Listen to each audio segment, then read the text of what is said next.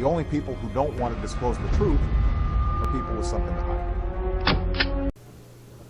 hide. Gun owners under fire again. A Democratic lawmaker here in New York State proposing legislation that would force any owner of a legal firearm to buy a $1 million insurance liability policy.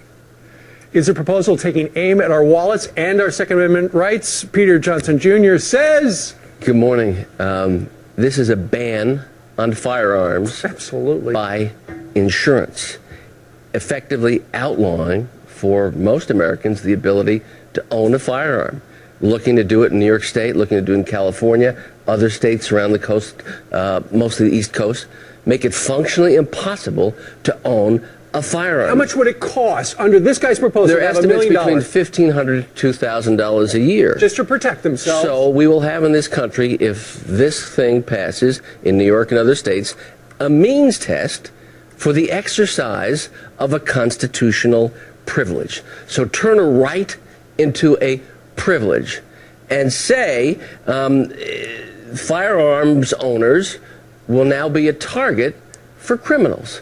In this way, will a criminal say, oh, he had a gun, even if I don't get his property, even if I don't assault him, if he assaults me with that firearm, then I will collect the $1 million lottery from this guy or gal who was trying to defend himself.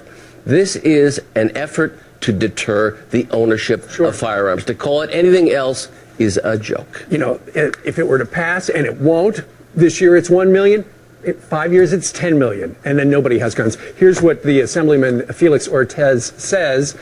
This bill is designed to encourage responsible ownership of firearms and to reduce accidental shootings. Additionally, the insurance policy will provide innocent victims of firearm incidents compensation for the medical care for their injuries and recoveries. Now, let me ask you this. You've got to have insurance to drive a car. Right. Is that applicable here? No.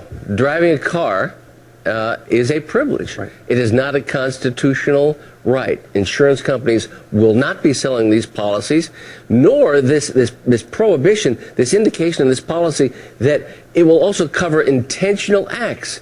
There are no insurance policies in America today that cover intentional acts.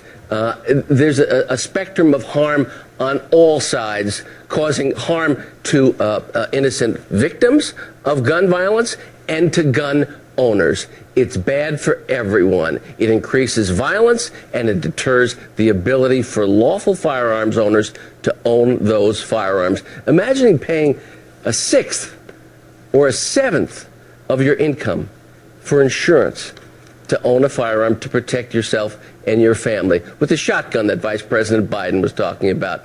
Incomprehensible. It is incomprehensible because ultimately the insurance to protect ourselves is that shotgun. And ultimately they will look to the federal government to do what the private insurers won't do, and we'll be paying for that too. We'll be paying to limit our own constitutional rights. Peter Johnson Jr., thank you for bringing this to our attention. See you, Steve. It's outrageous.